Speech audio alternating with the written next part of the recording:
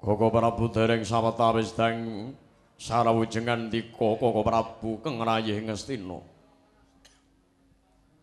Ngaturaken pasegan panakrami kunjuk sandhep padha paduka Koko Prabu Mandura kengkang temben rawuh. Baiklah dalah.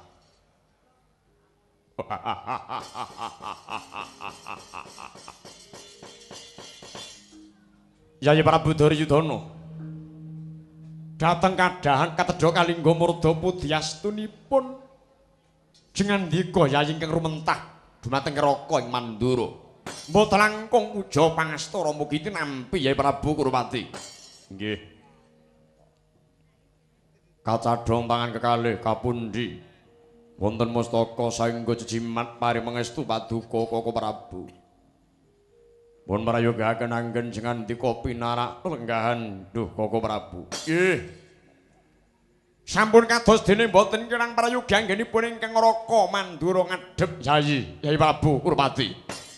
Nuwun mangke nggih anak Prabu. Rawuhipun paduka sami raharja. Bapa Penemban inggih wilujeng Bapa Penemban. Pun prayogakaken nggih. Sampun kados dene mboten kirang prayogi. Koko Prabu bekti kula katur. Nganggo iki inggih kula ingkang rayi ing nganggo. Ya Yayi. Yayi Basukarna banget panariman ingsun. Pun prayogakaken kaya dene wis ora kurang kepenak. Siwun. Bekti kula kunjuk sandhap padha maduka sinuwun. Ya. Paman Suman banget panarimaku Paman Suman. Mangke riyin. Sak sampunipun lenggah kula nyadhong dawuh paduka Koko Prabu. Wonten wigatos kados pundi anggen jengandika rawuh wonten negari Ngastina menika Koko Prabu. Yayi pratanipun ingkang Raka Mandura menawi kula perang duwe perangan kok Yayi sepindah. Sawetawis dangu kula mboten nguni wangi gumlaring praja Ngastina. Bombong mongkok tiasipun ingkang Raka dene kula nyumarapi wewangunan ingkang sanget indah. Para kawula ingkang sampun purun manunggal lair batosipun sesarengan ngayahi pakaryanipun praja. Sami daya dinayan maksinamadan temah saged ambabar ing reh kurukunan. Tundhanipun saged ngarancakaken dhateng wewangunan. Mboten aneh, mboten mokal. Negari Ngastina ingkang nggih tepa palupi dhateng bebrayan sanesipun. Napa malih bak manunggaling para kawula anggenipun sami ngrasuk dhumateng agaminipun.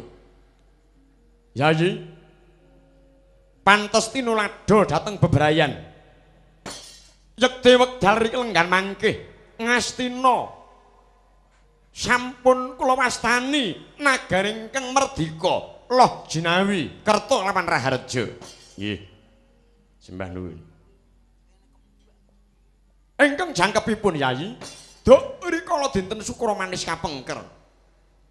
Ingkang Raka tampi swanipun gandhek sakembaran kinen ngaturaken kintaka dhateng ingkang Raka Mandura. Isinipun nawala.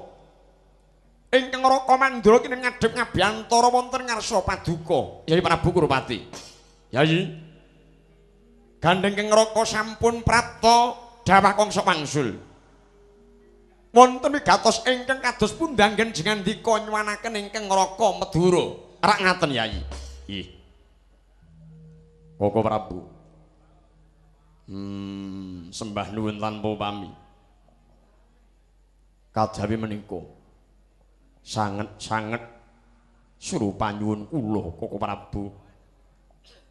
Kula tenggorawipun paduka diwing ngandum kabagyan dhateng ingkang rayi ing Ngastina sekadang.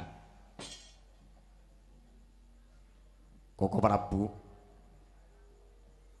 ingkang rayi ing Ngastina sampun sawetawis kasengkakaken lan pinitados dening para bebrayan minangka dados pangesuhipun para kawula ing praja Ngastina.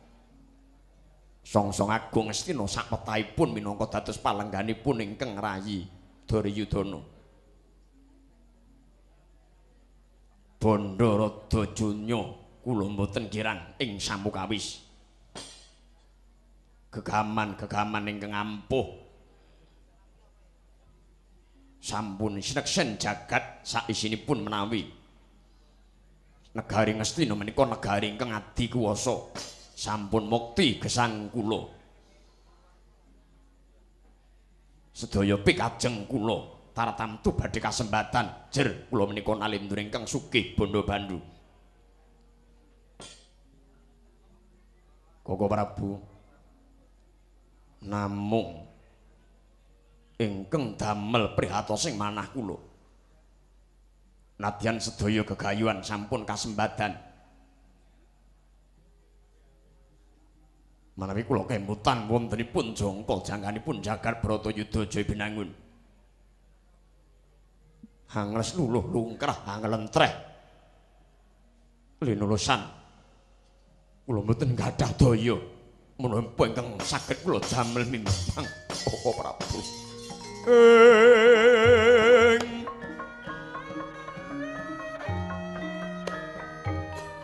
Surum-surum dewang kara kingging lirep manguspa kang layon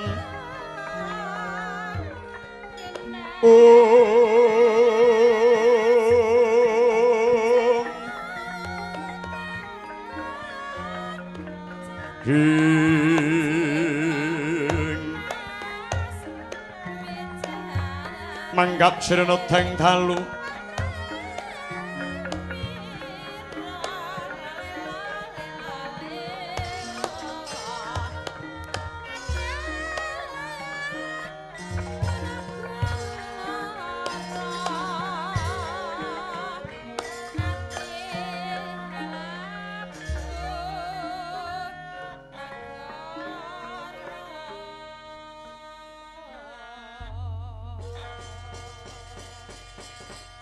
Yayi, kula pitados Yayi. Kula pitados menawi jengandika Yai Prabu Kurupati. Sampun wibawa jumeneng nata wonten ing Astina. Katitik mboten sekedhik jajahan jengandika Yai Prabu Kurupati. Napa malih jengandika sampun kondhang nalendra ingkang nepuk embun-embunanipun tiyang sak negari. Namung nyuwun sewu Yayi. Kula tak anggadhe tembung sekedhik mawon. Lugunipun ingkang Raka Mandura menika mboten gumun dhateng kadonyan ingkang sampeyan darbeki. Nyuwun sewu Yayi. Nyuwun sewu. Nyuwun sewu saderengipun. Tembung jengandika ingkang mojokaken dhateng Nalendra sanesipun tegesipun sampeyan sampun ngegongaken diri priyangga sampeyan wis urmangsa yen duwe kawibawan duwe kadonyan sing sakmestine ratu liyane ora duwe rak ngaten nggih pancen kula lakoni sinten sing nandingi kesugihane Prabu Duryudana sampeyan pun ngerti dereng Nyi Blorong nate golek utangan teng negari Ngastina. Menika kesugihane Prabu Duryudana. Kathah tiyang ingkang muja-muja Prabu Duryudana. Ngantos kathah para piyayi-piyayi ingkang sanget-sanget nresnani Duryudana.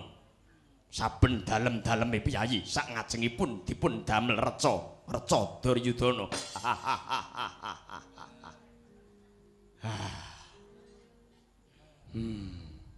Nggih. Wong ki nek membanggakan diri nggih ngaten iki. Wong angkuh ki nggih ngaten iki. Nggih. Nyuwun sewu Yayi. Atur kula menika leres-leres tuwuh saking raos keng merdika. Budidaya leresing asma Kuncara Paduka Yai Prabu Kurupati. Wibawaning ratu niku pancen kedah anggadhahi kesugihan tigang prakawis. Sepindah sugih bondo, angka kalih sugih bala, angka 3 sugih kadigdayan. Nalendra ingkang boten sugih bondo, boten gadah bala, kathik dasaripun boten digdaya. Aji godhong jati aking Yayi. Mung dadi geguyon tiyang sak negari. Sejatosipun wewaton kala wau maksih kirang genep Yayi Prabu. Maksih kirang jangkep. Jangkepipun kajawi sugih bondo, sugih bala, sugih kadigdayan. Sing baku kedah handarbeni kabecikan kelakuan ingkang luhur. Sejatosipun sumbering kawibawan menika dumunung wonten kabecikan tumindak ingkang utami. Awit nadyan sugih bondo, bebala raja, sugih kadigdayan, bebasan sinuduk bengkung tinatah mendhat jinara menter. Namung menawi manah mboten kebak ing kadursilan. Ajiring para kawula mboten kandhas lair tumusing batos. Ajiring para kawula ajrih menawi nampi pidana. Mila pamanggih kula kabecikan menika babaring samukawis keng sarwisae. Ing antawisipun ayem tentrem rukun lan sak panunggalanipun menika wates-watesipun tembung saenan. Prandene kathah nalendra ingkang damel sakit, damel pepejah. Dauru wiyadining negari badhe tinampa dening ratu kala wau. Sugih bandaraja donya. Pancen kadonyan niku migunani banget dhateng jiwa ingkang lemes, jiwa ingkang lesu. Ning tumrap ngudi kamicaksanan niku iso dadi alangan Nyai Prabu Kurupati. Nek duwe donya, paen dayane donya aja digol-golke kadonyan mau. Yayi. Kamicaksanan nalendra niku tigang golongan wicaksana tumraping kahanan. Waskita tumraping kedadian, waspada tumraping kawusanan. Waduh, Yayi. Nyuwun sewu ing bab kadonyan kula pitados. Namung mbok inggih sekedhik jengandika imut menawi paduka jemeneng nata menika namung nglenggahi klasa gemelar. Cekap. Pancen kula dadi ratu mboten gelar pilihan. Rakyat mboten milih kula ning kula lungguh dhewe. Marga kula menika nampa warisan.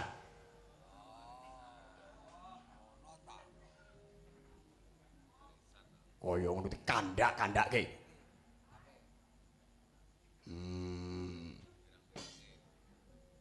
Sampeyan kula suwun rawuh mriki. Amrih damel pepadang jagat kula mboten butek manah kula. Kogel kula nyawang gelaring sampeyan. Setunggal. Sampeyan kersa ndombani Duryudana menapa mboten? Benjang tepapak Bratayuda. Yen sampeyan kersa ndombani minangka dados senopati agul-agul perang. Toh Bratayuda unggul juritipun Kurawa. Sakwetahipun Ngastina kula pasrahake sampeyan. Sampan sing dadi ratu wonten Ngastina. Kap mangke riyin. Weh lha aku kaya bocah gampang diapusi. Mangke riyin. Paduka ngrimuk dhateng ing Raka Mandura mamrih mbenjang temapak Bratayuda.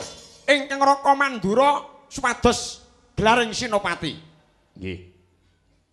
Unggul jurite Kurawa Ngastina sakmutuhe dipasrahake teng Prabu Baladewa. Nggih. Gumbal. Ora ana pranatan kaya ngono kuwi.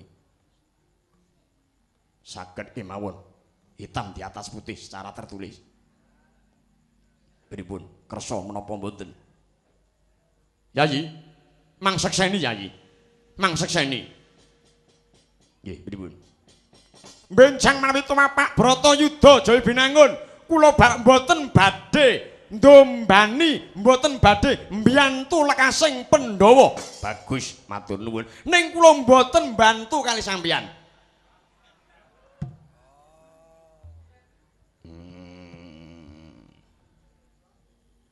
Ratu kok kaya telek. Tembung ora kena dipercaya. Karepe iki kepriye? Yai Sami Haji.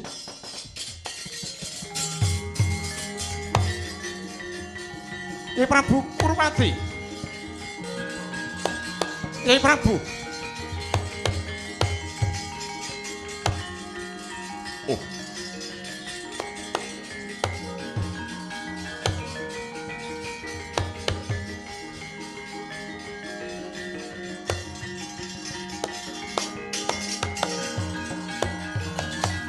Yayi Prabu Duryudana.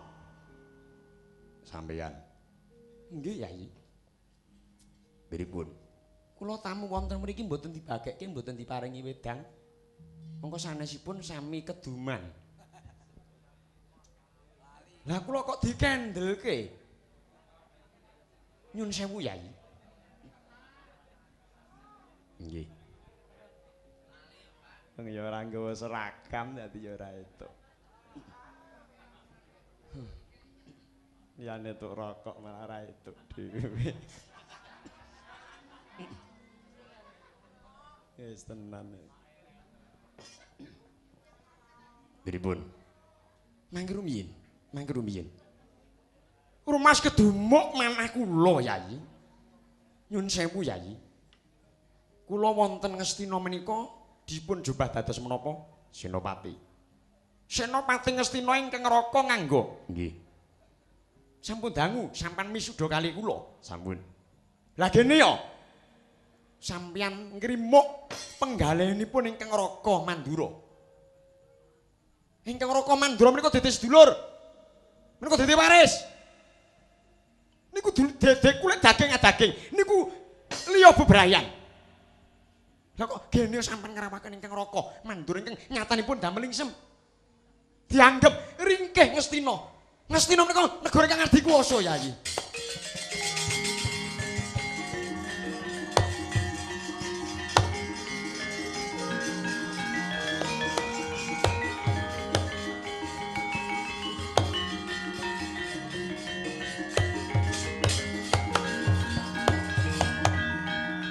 Negara ingkang adikuwasa. Sinten sing mani nyobi dhateng kekiyatanipun Praja Ngastina? Jenengan dika DP ngrimuk dhateng penggalenipun ingkang Raka Mandura. Menika dadi waris menika dadi sedulur. Malah kula wastani ingkang Raka Mandura menika mata piyatayaning Pandhawa. Menika kongkonane Pandhawa. Nek pancen Ngastina wonten dom sumurping banyu ingkang Raka nganggo Sagambabati, Yayi. Bela dalah.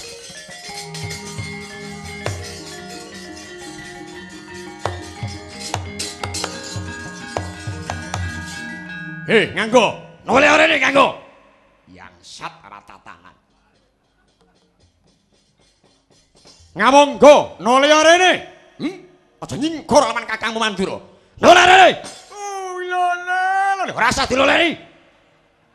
Wis sampeyan. Somo lah. Wis ora nganggo somo.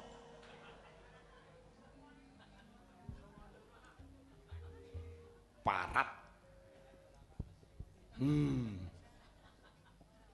Dianggep bocah apa piye? Noleh arene nganggo parat.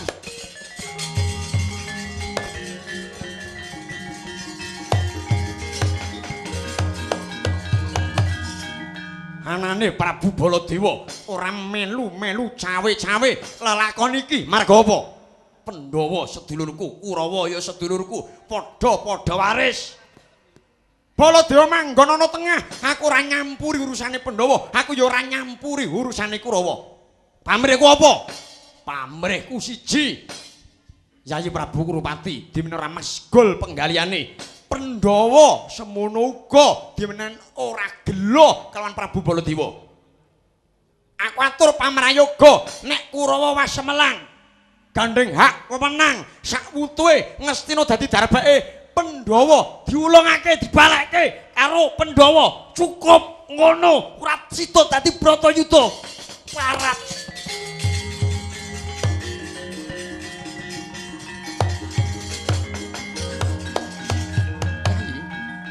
Nyuwun sewu Yayi, DDP teng Raka nganggo wonten mriki ingkang kula entosi namung tumapaking Bratayuda. Yen Bratayuda gagal trimah kula pejah wonten mriki Yayi.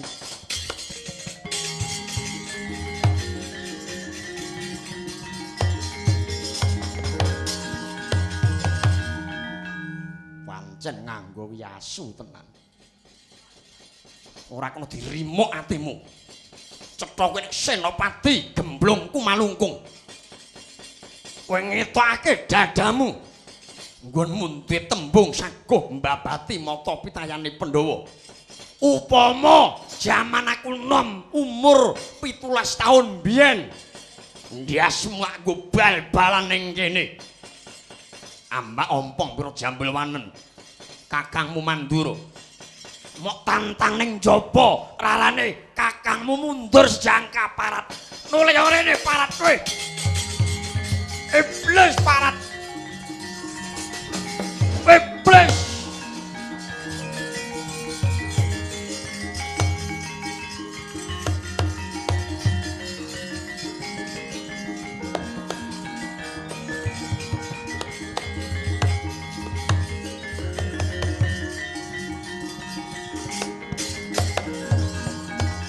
Ranatan apa wong Astina? Dijak becik ora ngenggoni kabecikane. Apa pancen watak Kurawa ki ora kena didandani kaya ngene iki? Ora salu-lalu le. Apa cah gundulmu lho kowe engko. Wis meneng bae. Yai Prabu Duryudana. Yai. Yai Prabu. Weh, lah dalah.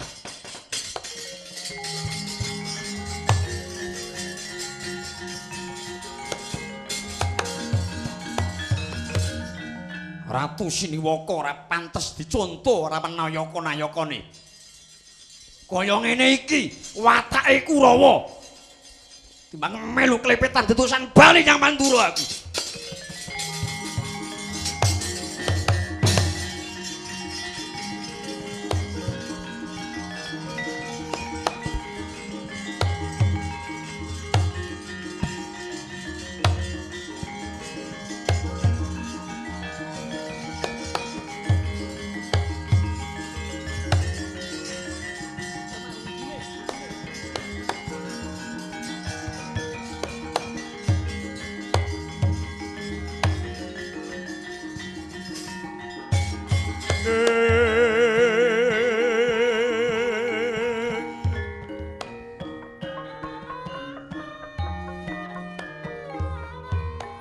Halang-langing driya mengungkung kandhukan rimeng.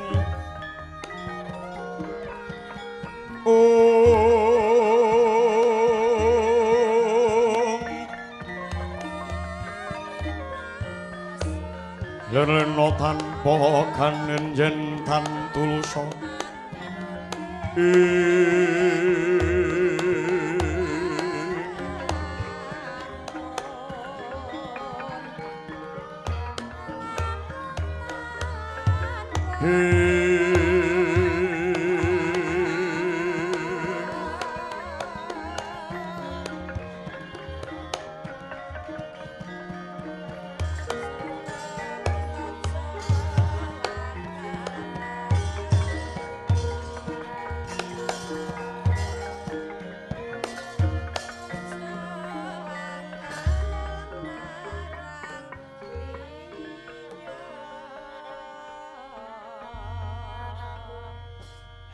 Anjra ingkang puspitorum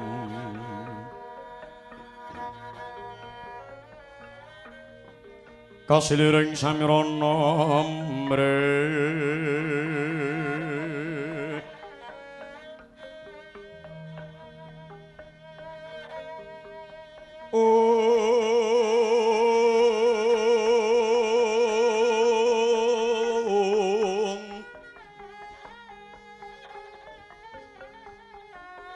Sekar Gadung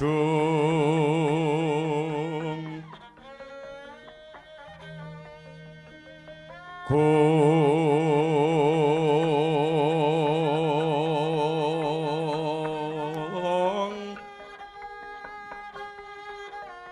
Henges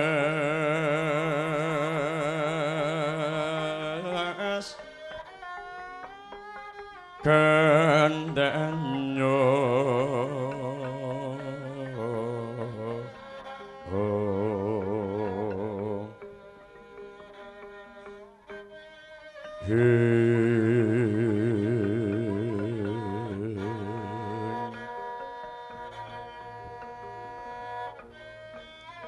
Hamaweh hararas harananing driya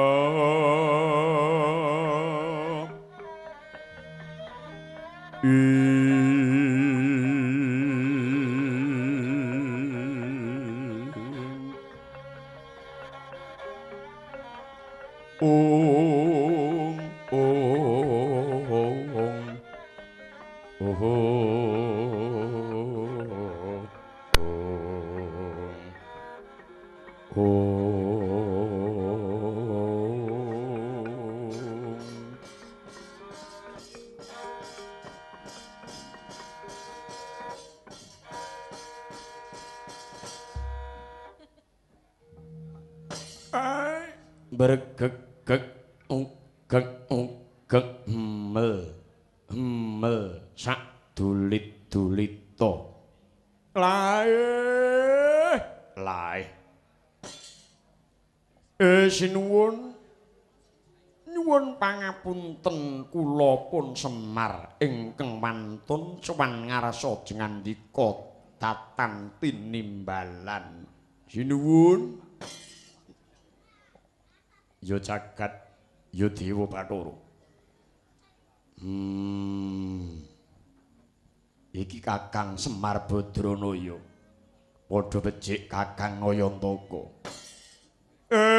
wilujeng swan kula niskala bekti kula katur long Kakang Semar ya banget panaremaku Kakang Nayantaka Kakang Semar padha becik Raden Patih Harya Sangkuni wilujeng sowan kula bekti kula katur ya tak trima kanthi banget Kakang Semar gawe kaget ana wigati apa Kakang Nayantaka dene Kakang Semar Badranaya sowan ngadhep nang ngarasaning ingsun beneh lawan saban-saban Kakang Semar ya Kakang Semar Kondawa beneh lawan saban-saban nggonmu sowan ora pati nduga mana Kakang Semar lha iki penganggonmu kok beda